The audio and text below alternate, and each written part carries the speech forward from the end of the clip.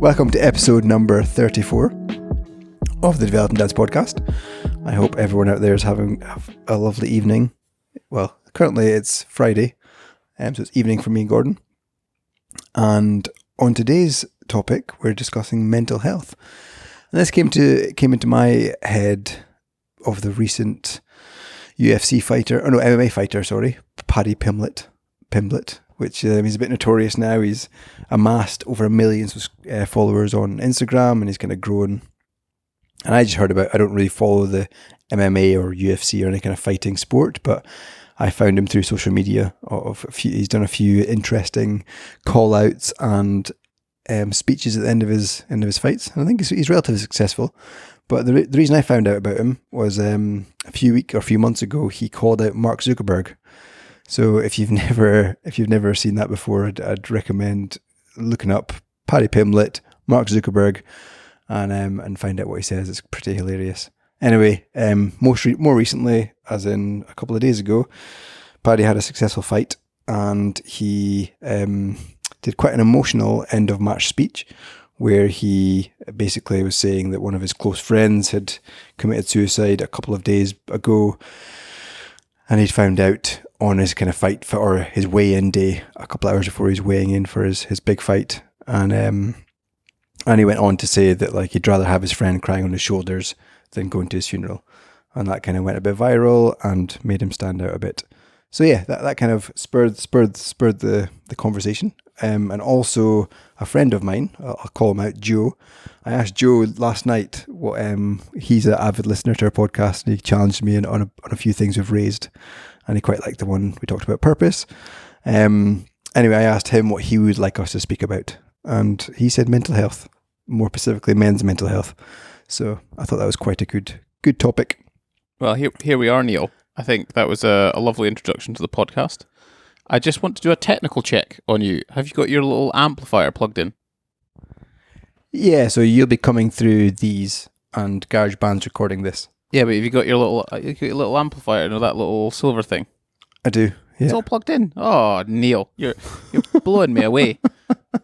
Gordon checking up on the sound. I know. I'm so funny about just being this technically good, because it's important to sound good, especially when you've got an intro like that, Neil. But yeah, we are talking about mental health today. We're going to go through some bits and pieces, perhaps some of the things that we've experienced, I guess, and even some of the things that I think can perhaps help, that are probably pretty obvious, but maybe people don't realise without it actually being talked about. But did you ask me how I was, or am I just going to you just bulldozed in, Gordon? Bulldozed in, classic Gordon Greenhorn. So without further ado, how has your week been? How has my week been? We recorded a podcast, was it on Sunday night last week or not? Or what day did we record a podcast this week already? Tuesday, I think. Tuesday. Oh, okay. So it's not been too long since we recorded our last podcast, but we try and like to be at least a week ahead, because it saves us scrambling around to try and get podcasts out. So this week, since Tuesday, it's been good. It's funny we're talking about mental health today, because, you know, without getting into too much detail, in effect, the work that I've been doing with Ali was a fully employed job aspect of things. But now we decided, I think we're going to move into a freelance basis. Well, we are moving into a freelance basis. And it just means I've got more freedom now to be able to sort of work with various different types of clients and whatnot, whereas previously I was just exclusively with Ali. The decision for all that we don't necessarily need to talk about, but it was a fair one, and I think we're going to move forward with that. And this week, in fact, we started off we're working on a retainer now basis. So we do at least every Thursday where we help record all the YouTube videos, get everything set up, and it wasn't on a Thursday, but on a Wednesday we filmed a course. So that was my first sort of day working in the freelance capacity. So that was really good. Did that, had breakfast with Sally as well. We had some nice chats about a few things, and we actually talked about mental health, funnily enough. And the rest of the week, like, I don't know, I guess over the six, 7 months I was working, you know, specifically for Ali, where I'd go into the office at 9 till 6, 7, or whatever else, I had kind of like a bit of a structure, which was kind of good. You know, you kind of get up, get up, put your suit on, I guess, and go to work, right? And then you come home and you do your thing. Yeah. And I quite like routine. I quite like consistency on that basis. It helps me work out what I need to do and how to do it. So now that I'm back to my freelancing thing again, I feel a little bit kind of like, I feel like my mojo's kind of all over the place a little bit for some weird reason. Today was kind of one of those where I couldn't work out like what I should do or what am I doing. Like I've got things to do, but the prioritizing the list, they're just stuff that I want to do rather than I need to do to some extent. So that was a bit weird, or it's certainly been a bit weird from the kind of consistency routine basis. So I'm trying to find that, but it's difficult to find it as well because like the house is we're still not moved back in our house yet. It's still going through that building process. So I don't really have an office. Like this sofa bed is basically where I sit, and I've got some of my stuff that's kicking around, but there's no sort of formal place for me to go and sit down and do something, which I quite like. I don't know if you like it, but I certainly like to sit down, and that's where I work, and that's when I work, and that kind of thing. So today in particular has been a little bit weird like that, where I just couldn't really get myself going.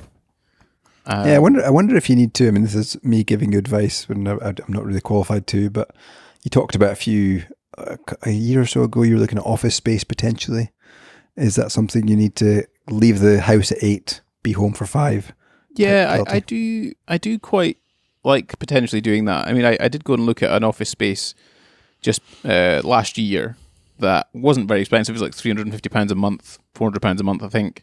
Small office that would have been perfect pretty much.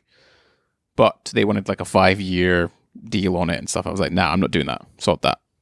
But there are some WeWorks that are in East Croydon that I've been thinking about doing, and they tend to be around about that price.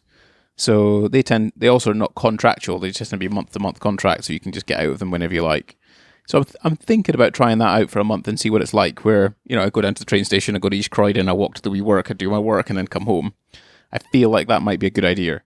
So that's something I've been thinking about. But then also like the Purpose podcast that we did, which I really enjoyed doing because I'm kind of in that soul searching kind of part. Yeah. Where I have time, like I've got enough liquidity behind me that means that I can take a lot of time off, to be honest, if I want to.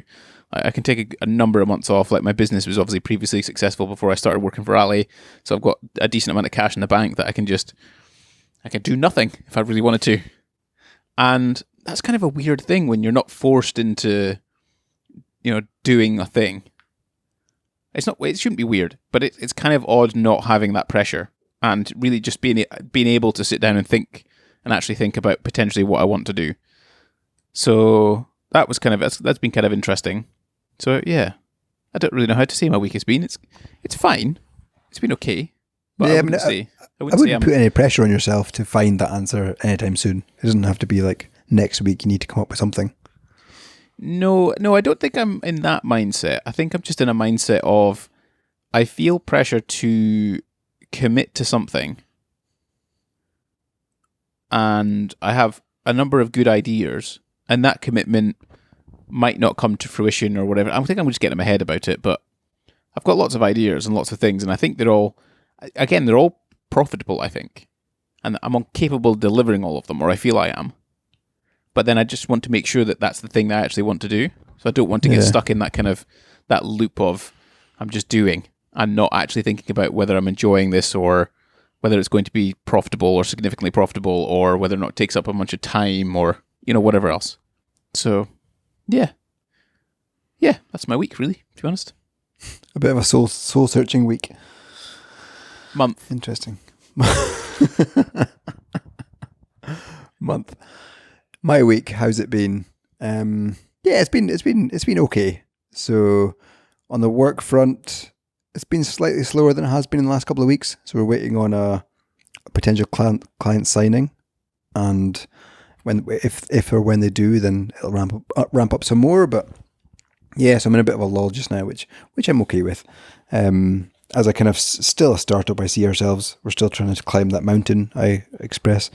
So there's lull points, but it's been all right. Quite a sociable week actually. This is our second barbecue we just hosted. So I'm four beers in.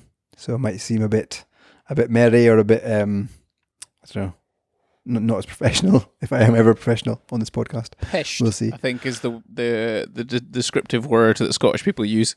Yeah, but it's just nice that the weather's good, and we've had friends round Wednesday night and tonight, and we've kind of hosted the barbecue, which has been really good. And again, like tonight, the subject of mental health came up with one of the dads that I got on really well with. Went camping with him a few weeks ago. Mental health came up when we were camping, and also came up today. So it's kind of I don't know, it's quite a good topic to discuss, and I feel and I hope that it's getting better. Although suicide rates are getting worse, I feel that hopefully that the more people talk about it and the more we socialise it. But my week's been pretty standard. I mean, if anybody listened to a few podcasts before about the car drama I had, my car's still not fixed, and we've been told it's going to be another 3 or 4 weeks.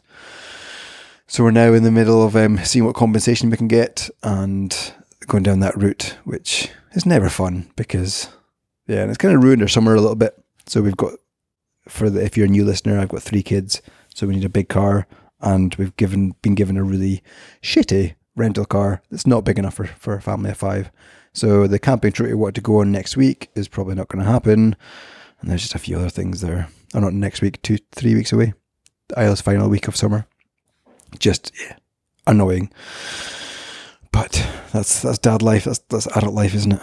What a lovely start to a podcast. I hope anyone's listening this to their ears. They're like having an absolute hoot. In other news, actually, I'm always into my running, obviously, and I've always run in Nike trainers. But we recently got new healthcare through my work, and they've got some kind of deal with On Running, which is a company. And I have a pair of those. I got 70% off. Look at you. So I'm running about in On trainers now. Very cheap ones, but expensive if you don't have the healthcare I have, which is nice. So I did my first run today in them, and they're awesome. So what happened? What's happened to your fancy fast ones? I can't wear them daily, so I normally rotate, and my rotating pair had done 500-600 miles in them, so I was due a new pair. I'm still running, and I actually did intervals for the first time in them a few days ago in my fast ones, and it was phenomenal. It felt really fast. Very good. Well, I had great intentions, went to the gym on Monday, and haven't been since. With all the time in the world, you still can't manage. Well, you think it'd be all the time in the world, but there's just not really, is there? When you've got a house to build and a kid to look after, and at least some work to get on with, it often eats into the time enough of it. And I've gone through my toggle. Did I tell you that I was tracking my time? Oh yeah. So I've been doing my time tracking, so I'll be able to report on it the next podcast that we do, and I can tell you whether or not I've been spending my time productively or not. Which it seems to be okay, but we'll see. Got any more park runs? You're going to get into that a couple of times. So this weekend we've got a big 80th birthday party. Basically, Neil, my life at the moment is 1-year-old birthday parties. I've got 3 of those coming up, and an 80th birthday party. So I've got an 80th birthday party tomorrow, so that we've got to drive up to the Midlands and go there, obviously. Then we're staying overnight, and it's a big old family shindig thing up in up in Midlands. So that's at the on the Williams side. So that's kind of scuppered the park run endeavours. So, but then next weekend we've committed. So next weekend, me and David are going for a run before the first birthday party, Olivia's first birthday party, in fact. And gym, I am going to commit to it next week. I'm going to get that. I think I need a routine. I need to find a routine in my life. And the first thing that usually helps me is having the gym, because the gym gives me some sort of I go off in weird thoughts about stuff, and I tend to work out things and be inspired when I go to the gym. So that's the plan. Nice. So moving on. As I said, my week hasn't been that exciting. Nothing major to report. No breakthroughs. So delicious. Moving on to our topic. So I'll start this kind of topic off, and we can. Shall we start with the topic in a sense where we go, perhaps discuss your general experience of mental health from a personal perspective. I'd be curious about things like, do you think you've ever suffered from depression or anxiety or OCD or any of these types of things? Yeah. Okay. We'll start there. So back when I can't remember what age I was, maybe 14, 15 years old. And this goes quite far back. I was into Marilyn Manson. I was into kind of a gothic phase where there's maybe times. You don't remember that, Gordon? I do remember it. I remember you having all sorts of weird crap on your face. Yeah, and like I used to wear weird jewelry, and I was a weird kid. And like I was kind of around people that were self-harming, and I didn't really get it. So you might have episode number 2 or 3. You might have found out that I'm really squeamish. So there's no chance I was self-harming. There's no chance I was going down that route. And I always found it weird that my friends were self-harming and like people relatively close to me. And I probably didn't have that I didn't have the kind of questions or knowledge in my kit bag to like step aside and say, look, are you really okay? And maybe they weren't okay, or maybe it was just an intention thing. Who knows? I think there's probably some friends that were going through quite hard times, either through divorces or through breakups or that kind of thing. But yeah, so although I was in that scene, I was never I was always a pretty happy child. I was always pretty, and I don't know if that's, I don't know, some people see a goth as quite miserable and quite probably bad mental health and quite depressive and quite like funny thoughts in their heads, but I might have acted like that, but I was never like that. And probably when we talked about this kind of mental health thing, I only ever came to realize maybe that was a phase. I don't know how I got through it, but I stayed positive. And despite the image that I may portrayed, I was a pretty happy child. Moving into my just on that one, I think it's interesting as well when it comes to mental health, who you surround yourself with to some extent. That must be a factor in how someone feels, because it's, you know, the old adage of you are the 4 or 5 or 6 people you're around. Yeah. So if most of your friends are suffering with horrific mental health issues to the point where they're either self-harming or drinking too much alcohol or taking drugs and all that kind of stuff, that must have an effect on an individual. Yeah, I mean, like looking back, there was definitely a lot of alcohol involved. There was definitely self-harm around my kind of friendship area. There were some drugs, but I never saw it as like a problem with mental health. I don't know why. Maybe it was. Maybe I was just I don't know. I kind of blocked it out. Yeah, maybe it was just normal. Yeah, maybe. I kind of drank as an underager, just I don't know, for the fun of it, for the hype, for the I don't know what it was. It definitely wasn't like a coping mechanism for me. And like back then, I was probably quite a chubby kid, quite a fat kid. I wouldn't necessarily say I got bullied, but there was probably some snide remarks made occasionally. But I feel that it never impacted me. I don't remember ever going back home and thinking, what am I going to be? I'm a fat kid and blah blah blah. Yeah, I don't know where I got that kind of resilience, especially when I was around it quite a lot. I don't know about you. If you go back to your kind of teenage years and high school and teenage years, I think up until about I was 16 when it was that kind of decision to go from, in Scotland we did standard grades, when it was making a decision of going to like college or whatever else, or people were deciding to go to college, and then into like the 5th year, which was our hires, so A levels in England or whatever they were. After that 5th year, obviously your friends start dwindling, right? They start leaving because you didn't stay on to do hires. I did, and they started to dwindle. And certainly when I got into my 6th year, all my friends had left. They'd either gone to uni or they'd gone to college or they just left school, and I was the only one left. And that was a really odd experience for me, because I think it was the first time that I genuinely felt like lonely and didn't really know what was going on or what I was doing or who do I sit next to and who do I be friends with. Like that was more challenging than I think I'd let on.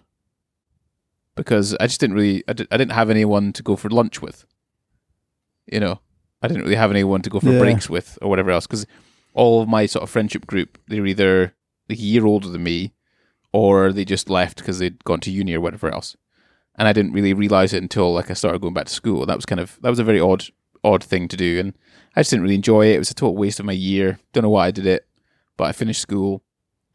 So I guess like my teenage years, I don't think I have any issues. I remember having my first girlfriend, and that would be very tumultuous. And there was a lot of like sadness around that sometimes when I was breaking up with her and stuff. But who doesn't have that when they're like 16 and they have no idea, don't know their arse from their elbow? So I don't really think I had any issues like that. It was just more like the last year of school, I guess. Probably wasn't my happiest. But generally speaking, but then that was funny because I became head boy that year. But yeah, no, I don't really remember having a terrible time as a kid. Feel like I was pretty happy. Made friends, did things all the weekends. Yeah, I was all right apart from that. And I wonder if that's related to, or a consequence of us not having social media. And that's been one of my notes is, I think social media has got a lot to answer for when it comes to child mental health and teenage mental health. I think it does. It has a lot of.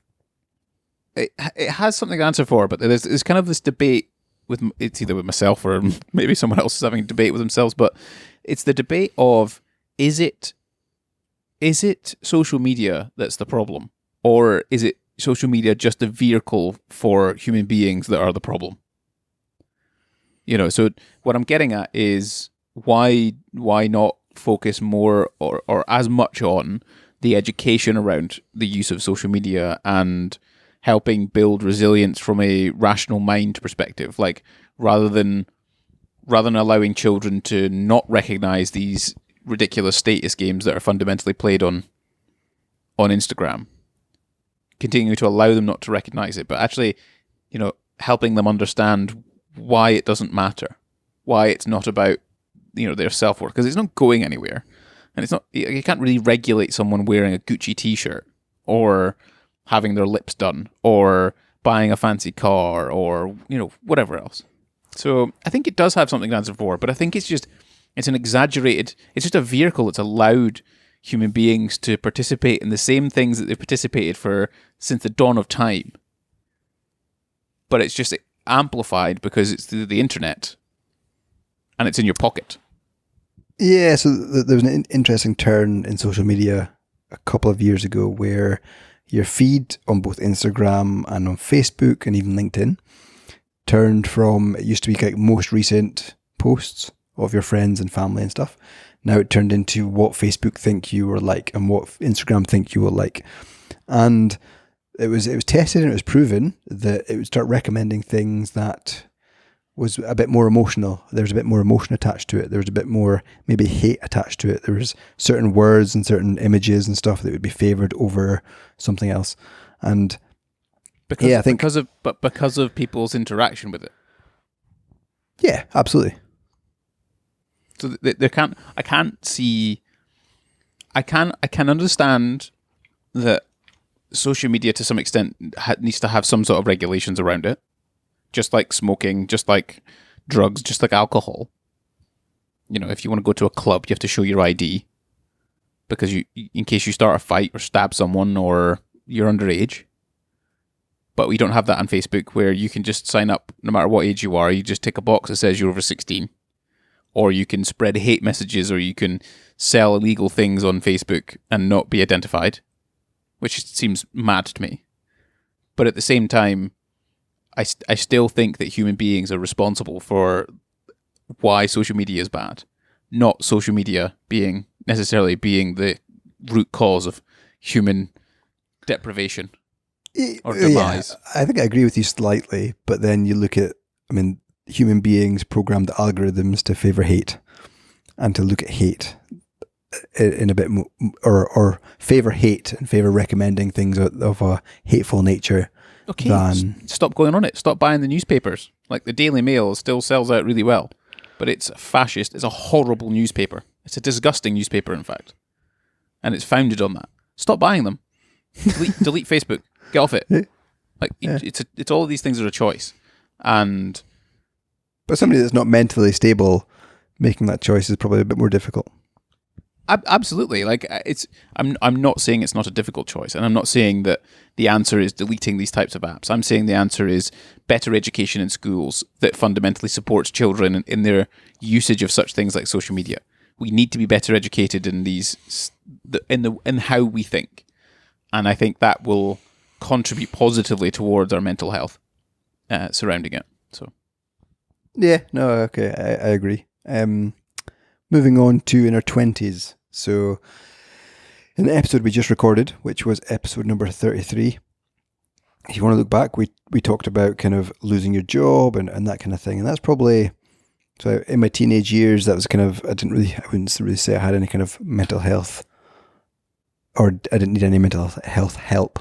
When I got to my 20s and I lost my job, recently had a baby, recently bought a new house, that was a tough time. So I got 30 days notice if you haven't listened to the podcast, and there was definitely a lot of sleepless nights.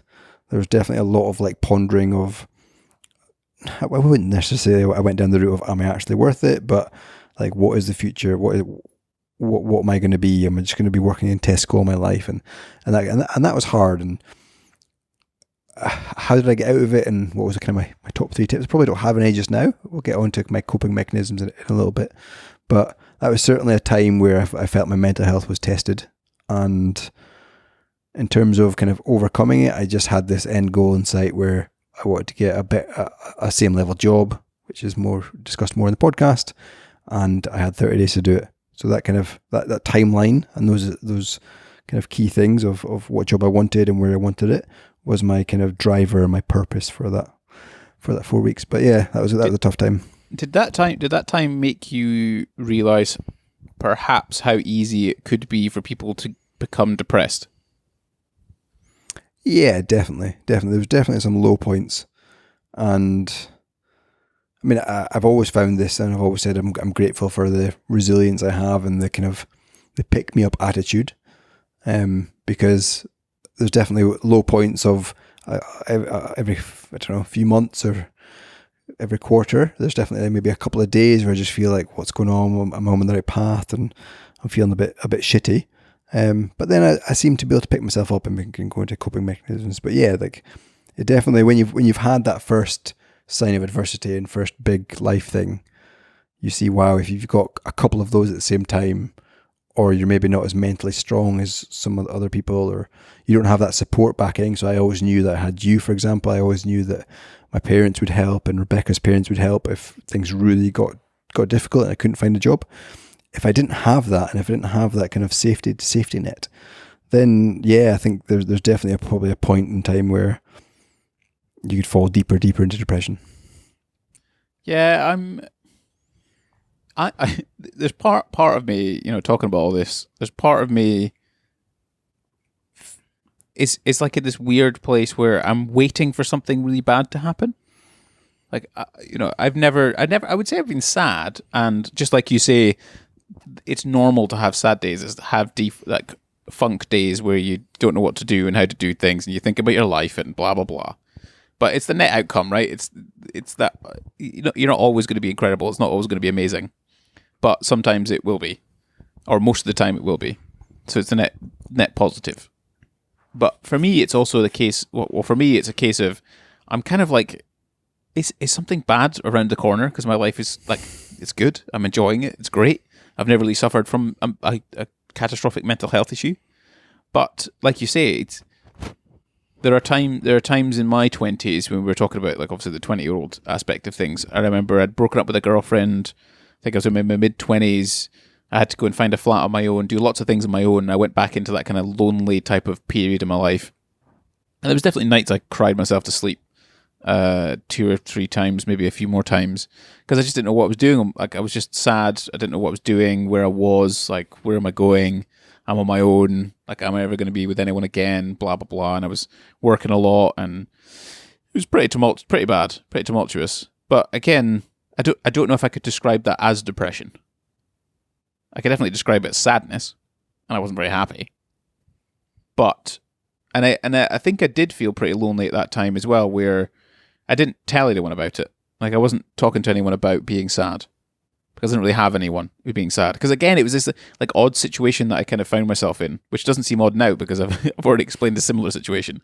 But it was I went from working in hospitality, which I made friends in hospitality, and hospitality, as you know, is very much a weekend night shift. It's early mornings. It's not very sociable at all. So you tend to just make friends in hospitality. And then I moved into personal training, and although it was similar kind of like long hours, but sometimes I got like Saturday nights off and Friday nights off, and it was more of a normal thing than hospitality was. So all my friends were either working, so it's just me, and it was a weird time during then, but yeah, I don't know. That was my 20s really. I can't really think of any other times in my 20s. I guess the 20s were the first time I'd experienced someone dying. Like our grandfather and grandmothers both died in our 20s. And I distinctly remember the first time going to, I think it was Granddad's funeral. And it was awful. It was just a horrible thing to go to. Where everyone's just sad. And you don't know what to say. But then I didn't come out of it depressed, but I just didn't know. I don't know how to cope. I don't know how. Like, what the hell? The first time you ever go to a funeral, the first time you ever hear someone's died, what do you say? What do you do? What are you supposed to do? What are you supposed to like? Do you know what I mean? Yeah. It's a hard one. I guess going back to your 20s when you're in Aberdeen and you moved jobs and not really sure kind of where your life was going. Was there any kind of? Do you remember doing anything that maybe helped you through that? Like, was there any kind of vice or any alcohol or? Well, I didn't drink alcohol very much because I was a practicing bodybuilder at the time. True. So I didn't really drink very much in that sense. I'm trying to think if I did anything. I don't know. I guess it was just I now look back on it.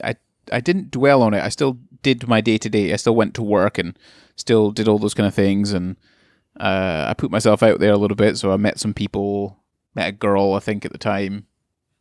So I don't think, and I use social media as well, actually. That's something that's quite funny. In a positive vein, it connected me with people. I don't think I told them I was sad, for example, or I was like going through this period of kind of unknown, I guess.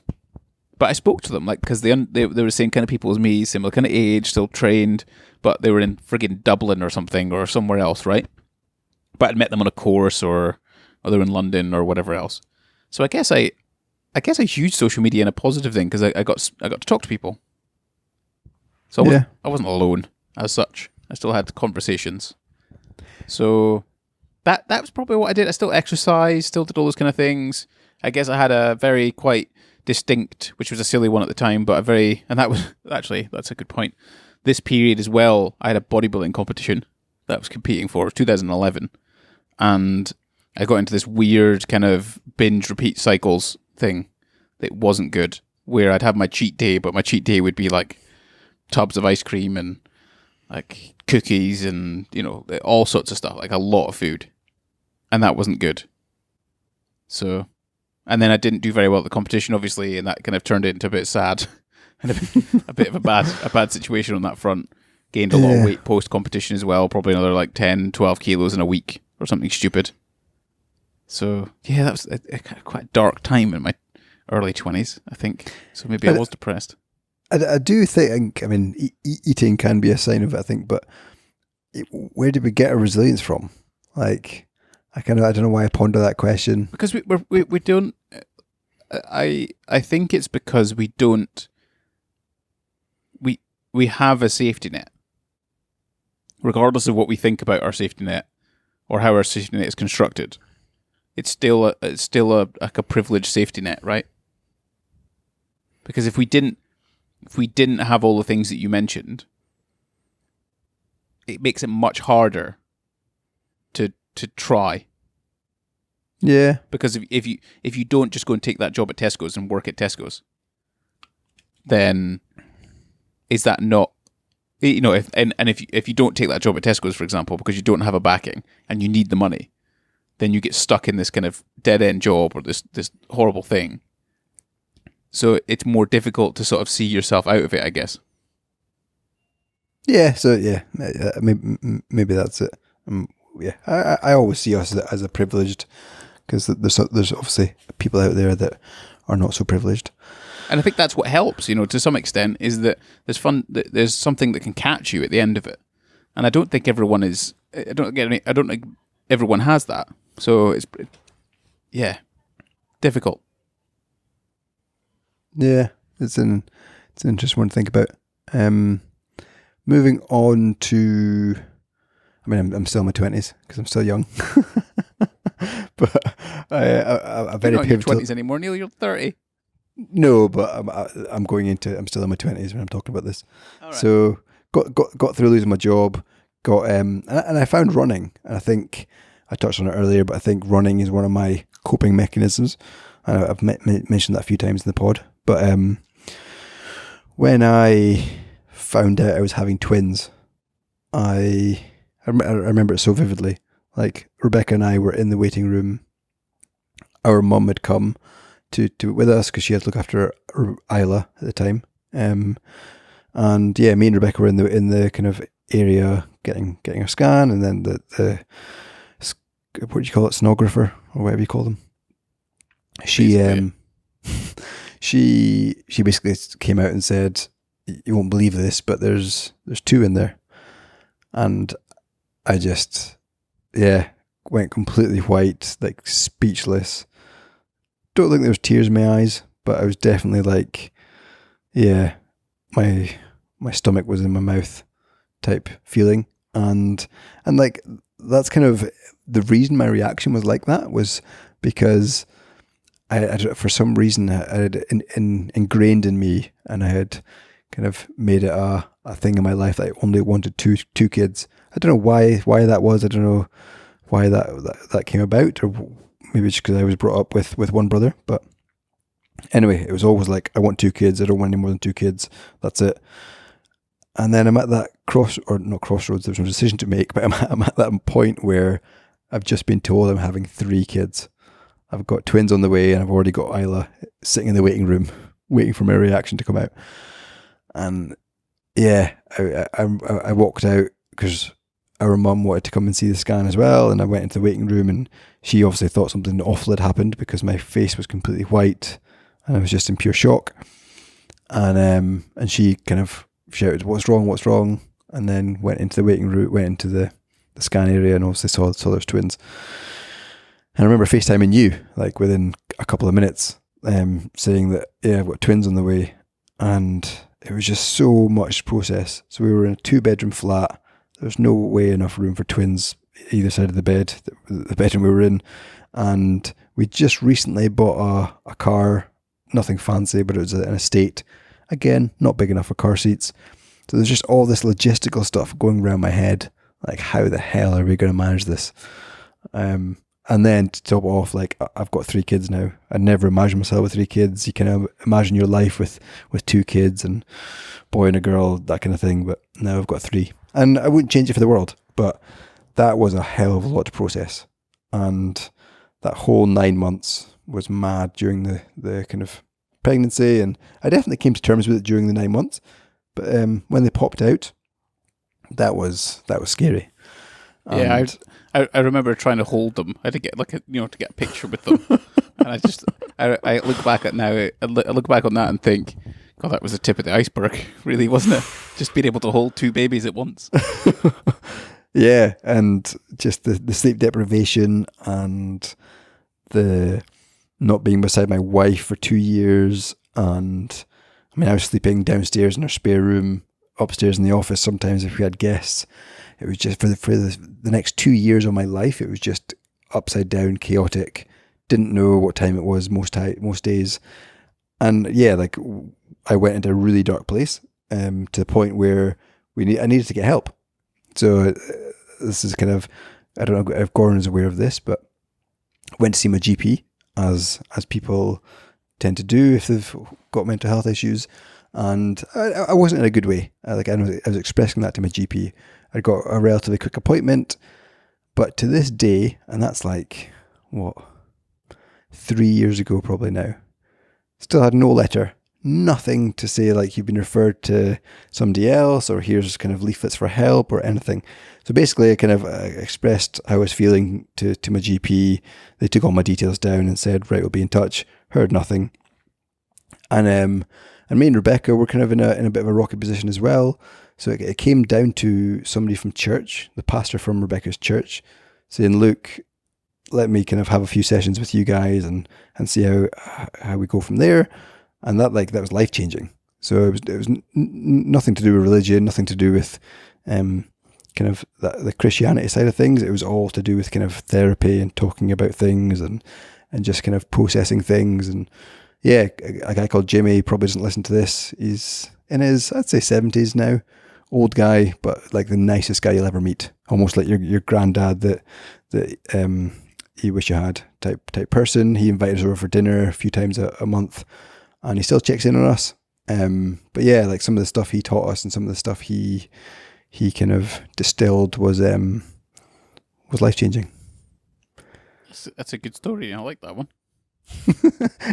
Yeah, I mean it's a real life story, and I haven't talked to many people about that. There's probably not many people that know I went tried to get help from the GP, and I don't know what I was thinking at the time. Like I was in a really dark place. I was never suicidal. They asked me that, but like define suicidal. Like obviously, do you have thoughts that you want to end everything? The definition aspect of suicidal, or the thing to worry about, is if someone says they've had suicidal thoughts. Again, that doesn't necessarily mean someone's suicidal. Like you can think about your death or how you would die, but it's more, do you have a plan? Yeah. Okay. And that's where it becomes kind of quite difficult, and that's when it becomes serious.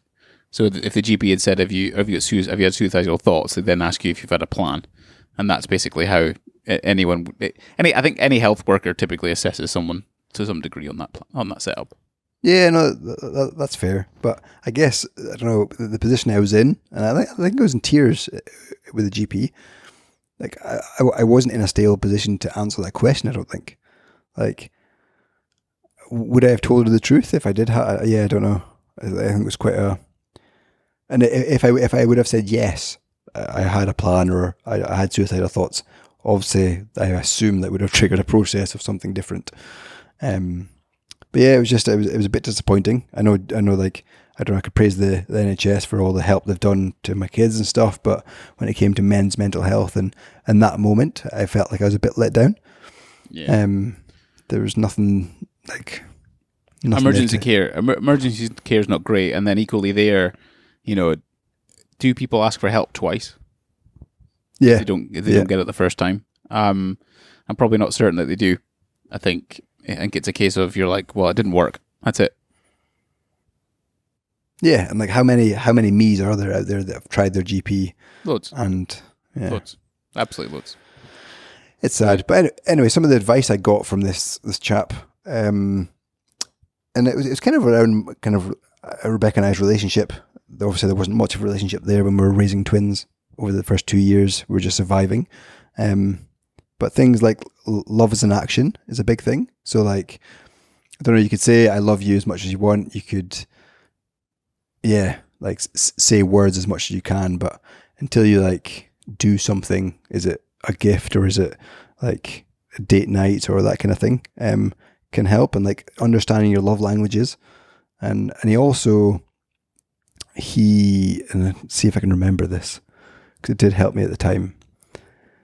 Imagine like your brain's like a runway and you've got loads of, he called them stressors, but loads of things that are trying to land on that runway. So it's things that are trying to make you stressed out. So is it your job? Is it the twins? Is it them crying at night? Is it they're not sleeping? All that stuff is just trying to land on this runway. And I can't remember how he said it so eloquently, but basically don't let them land. Like, keep that runway as clear as you can. And yeah, maybe I should look back at my notes.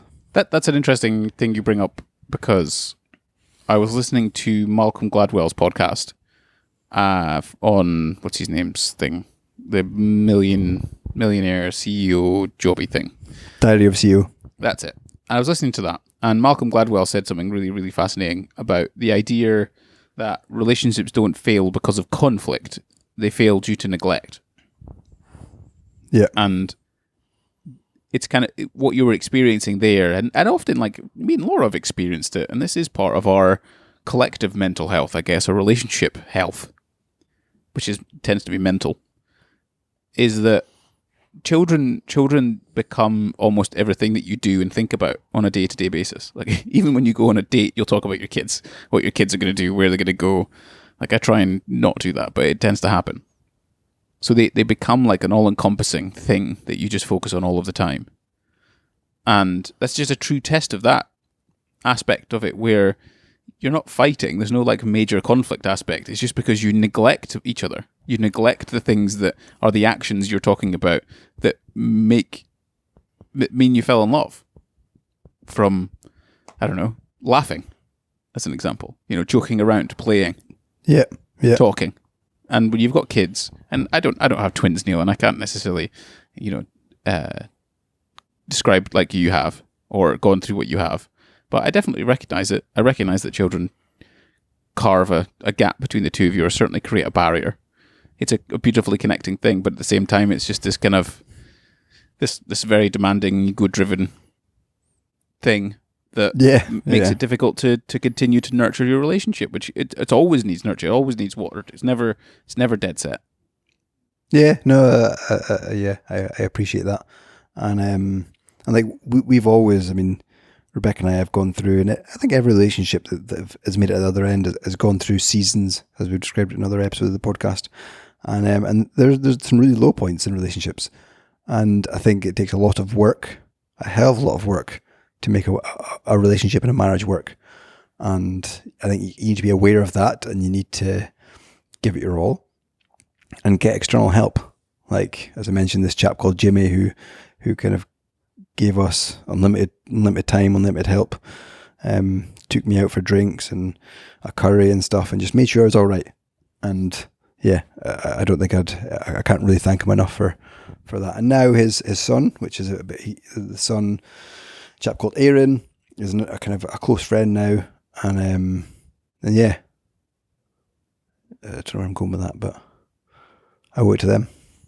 Yeah, there's help out there, I think is what you're saying. Yeah, and I mean, it was only from Rebecca, so I hadn't had anything to do with the church. I didn't know anybody. I didn't really, but it was Rebecca that reached out to Jimmy to ask, like, look, what do we do here? And he's the one that said, come over, we'll have a chat. Nice. So now we've gone through our 20s, because you obviously had kids when you were in your 20s, and now we're in our 30s. And I was trying to think of some stuff that I kind of struggled with in my 30s, and I had to work through. One in particular was I 30? No, I was actually in my 20s when that happened. Someone tried to sue me, and I won, and that was a very difficult time because they were trying to make me bankrupt and just be a very, very horrible person, to be quite frank.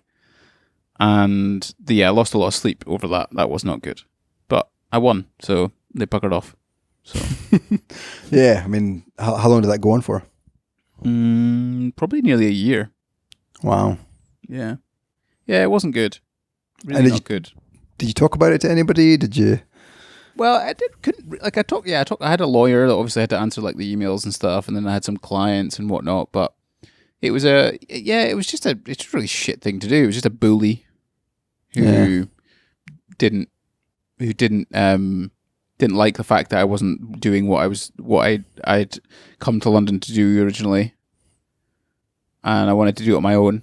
And yeah, it just wasn't great. Not very nice, but. It comes fleetingly, right? You're never going to be happy 100% of the time. It's just not going to happen. You know, you're going to have times in your life where it's going to be crap. And for how long it lasts, it never lasts forever.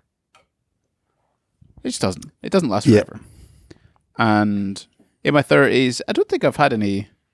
in my 30s was kind of an interesting one because I went traveling. So for those who are avid listeners of the podcast, they'll know in 2017 I went traveling with Laura my wife, and we saw 25 countries, went around the globe, worked online. It was amazing, incredible. But then I came back, and here's this weird thing that happens. It's a weird thing that happened to me was I've just completed it, mate. I've built two successful businesses in a sense, with all the same thing, but online fitness business and in-person fitness business. I've moved from a seaside village, fishing village in Scotland, and moved to one of the biggest cities in the world. Managed to do really well at that. I've managed to meet the woman of my dreams. She wants to marry me. I've traveled the world. I've bought a house at the age of 25, 26. I've got enough cash in the bank. I bought the watch. I've bought the shoes. I bought the clothes. I couldn't drive at the time. I didn't have a car, so it didn't really matter. But I'd done it all. I felt like I'd done it all. And I was like, what now? How the hell did you top that? How do you top traveling the world? Yeah, what's next? And that was a weird, funky period in my life where, again, I don't think I was depressed, but I just think I was just like, what do I do? Because I was asking people, how do I work out what to do? Where'd you go? What's happening? Do I just keep doing it? And that lasted for quite a while, maybe 2 or 3 years, I think, until I started doing something else, like this creative thing. But I guess with the mental health aspect, it was kind of, there's part of it is you're just friggin' bored. You're unhappy because you're just not satisfied. I felt like when I came back from traveling, the fitness industry itself it's not that difficult, if I'm honest.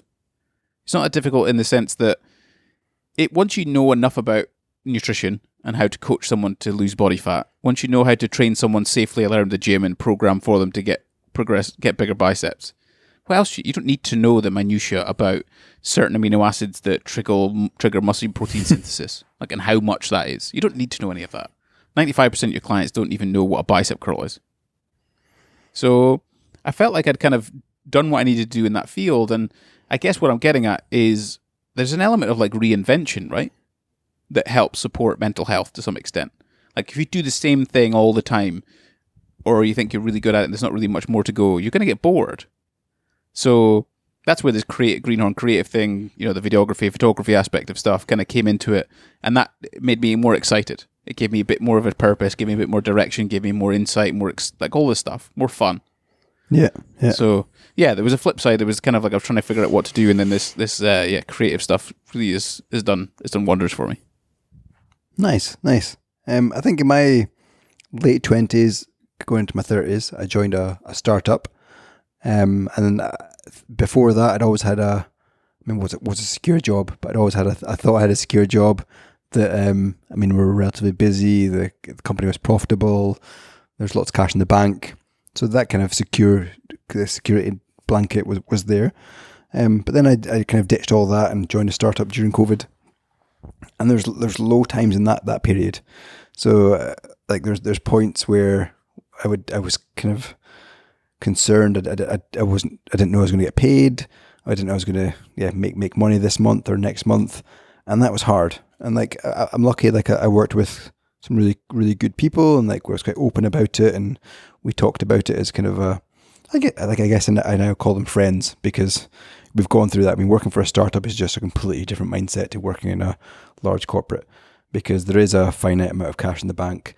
You are aware that the CEO and the co-founders aren't taking any money, and they haven't for 6 months. There's external investors coming in. They're getting bank loans to make payroll, all this funky stuff that you just know that one day that this could run out and this might not work. And that was tough, especially when Rebecca wasn't working. We had 3 kids, had a mortgage. But I think, and this comes on to my coping mechanisms, and I think mental health now, I'm much more aware of it. And I think running, as I've alluded to earlier, is a big thing. There's sometimes I'll go out and not listen to music, not listen to a podcast, and just let my thoughts go. And that's kind of been my kind of safe place. I've been running now for 7 years, but more frequently over the last 2 or 3 years, where I've at least ran once a week, if not 3 or 4 times a week.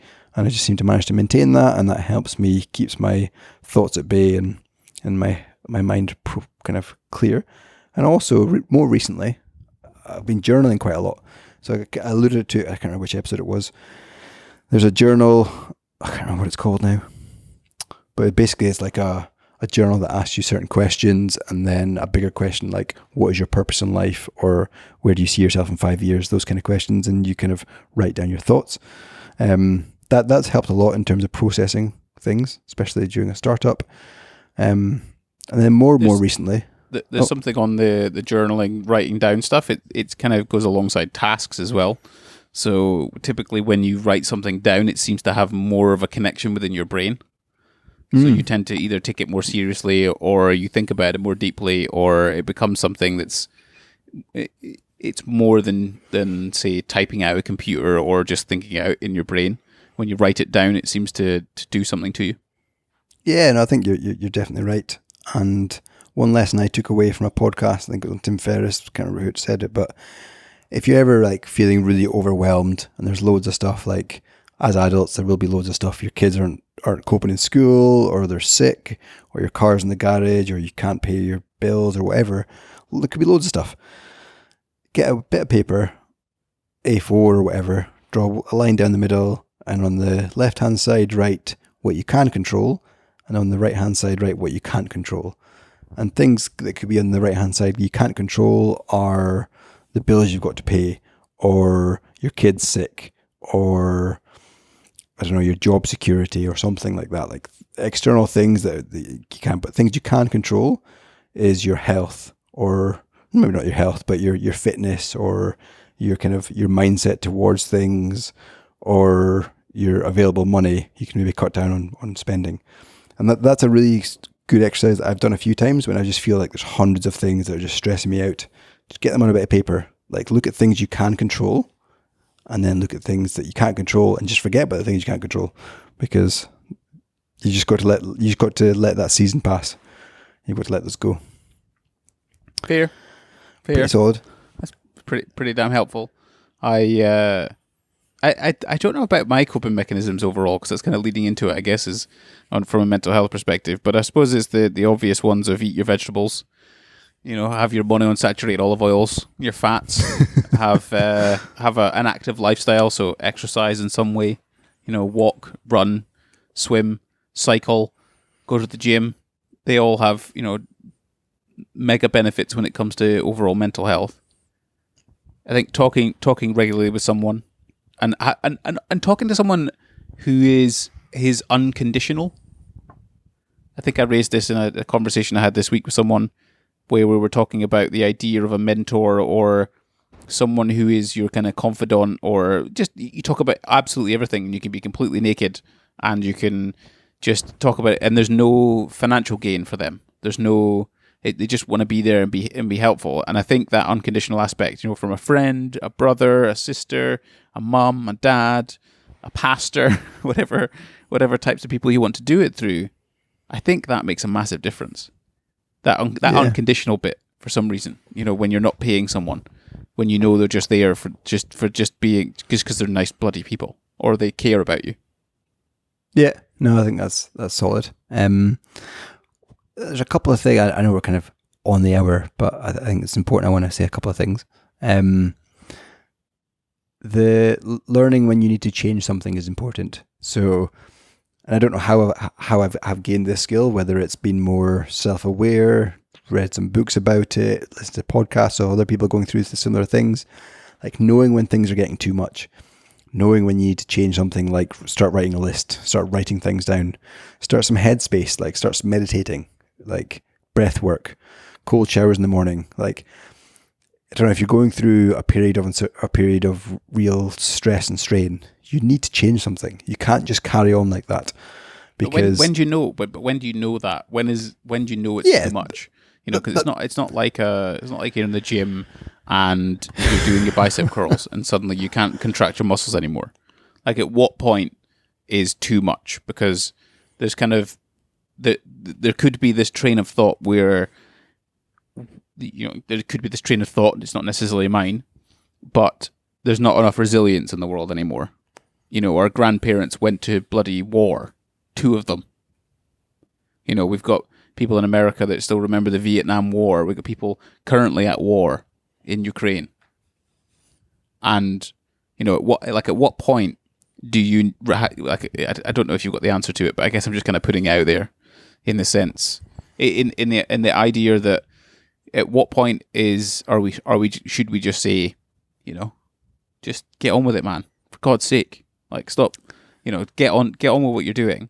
And then, and then at what point do you recognize that this is, there's an issue here? I think the trigger for me, and personally what I've used, is if it's having an adverse effect. So am I more snappy with the kids? Am I having restless nights? So there's been a period of time where, and it's quite recent, where I've not been sleeping well. Like I'll go to sleep fine, but then I'll wake up a few times and won't get back to sleep, or just like quite light sleeps. And yeah, like to me, that means there's something not quite right. Before I used to be able to sleep right through. Now I'm waking up a few times. Before I used to be able to maintain my cool with the kids. Now I'm kind of shouting a bit more or being a bit more abrupt. To me, that's like a switch to say like, maybe I need to try something else. Maybe I need to do something because it's clearly something's impacting it. It's abrupt sort of, it's abrupt attitude and behavior change is what I was looking at. So your behavior has clearly been being modified by external factors. So that's probably a good thing those are good things to recognize. Am I being short with people? Am I not sleeping very well? Am I not in my usual routine, or I'm quite disinterested in going to exercise? I'm not, I'm just kind of vegetating in front of the sofa rather than reading a book or trying to sort of progress or make self-development, that kind of thing. So that's fair. Yeah, that's definitely fair. Yeah, and like there's periods when I kind of go back to social media where I've noticed myself comparing to others, or maybe like, oh, I wish I had that, or I wish I was doing that, or that kind of thing. And I just come off social media. Like I've almost trained myself to be like, that's a negative step. That's a negative kind of thought process. Well, let's take a few days out. Let's stop posting. I don't know how I've tuned myself into that, but final thing, or two final things, a bit of a positive note, or no, I'll start with this one actually. Have you ever heard of the term memento mori? No. So it comes, I don't know, I'm going to say how many times I can mention him in each podcast, but Ryan Holiday, Daily Stoic. That's where you're getting a tattoo with his name on yourself, like across your chest or something. Or maybe you should just get a picture of him like tattooed across like your right chest. I think Rebecca would love that. I might get this tattooed somewhere. But anyway, memento mori basically stands for remember that you will die, or remember death. And I think that's what the Stoics teach and preach quite a lot. And I think it's really important that one day, and it could be tomorrow, that you won't be here anymore. So instead of, I don't know, feeling depressed, and this is very hard to say because mental health is such a complicated thing, but try and pick yourself up. Like, life's not forever. You need to try and get yourself out of that funk, whether it's doing more exercise, writing down your thoughts, speaking to a therapist. Like, life's too short to be feeling like that. So yeah, there's a bit there you're picking up on, is essentially there's a personal responsibility. Like your physical health and your mental health, with all the external factors that we could look at and say, I'm unlucky, or this isn't fair, or I was dealt a bad hand. Sure, many of those things, and I've already recognized that me and Neil were privileged in the sense that we have a foundation that's allowed us to be resilient, or helped us be more resilient. But at the same time, it's your responsibility. Like, do you think going to bed at 3:00 in the morning every day when you've got to work a normal 9-to-5 job is going to be good for you? No. Do you think taking cocaine at weekends or on a Tuesday is a good thing for your mental health? Of course it's not. Do you think not exercising is good for you? No, it's not. Like, there's a certain point where there is a personal responsibility, and yeah, perhaps maybe understanding that you're gonna die. So, do you really want to spend all of this time in this mental state, or is there a way you can at least work out how to potentially make it better? But then I don't feel qualified to answer that question, I guess.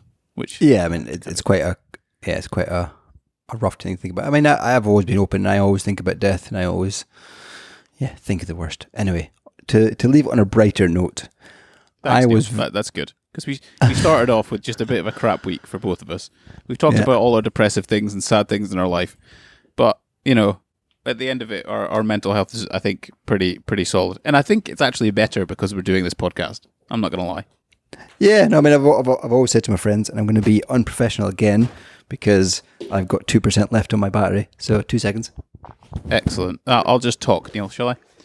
Well, I definitely say this podcast has been a good thing because most friends would go to the pub and drink, right? Which is what I do with my friends, and we talk about things. Which, alcohol is a depressant. It's not great. So it's nice to do something that doesn't involve alcohol as an activity. And in actual fact, we're doing something quite productive, and I feel like it is, and it also helps my mental health, certainly. Having a chat, saying hello, how are you? Have a moan on the podcast about something. Yeah, and kind of the final point I wanted to leave on is when Isla started nursery, she and the boys have gone through this as well, but they're learning breathing techniques. Like Isla's learning that breathing in and out when she's feeling overwhelmed or anxious is a good thing. The boys are doing yoga. They've been doing it since they're 3 years old. It's now like yoga is a common thing in their vocabulary.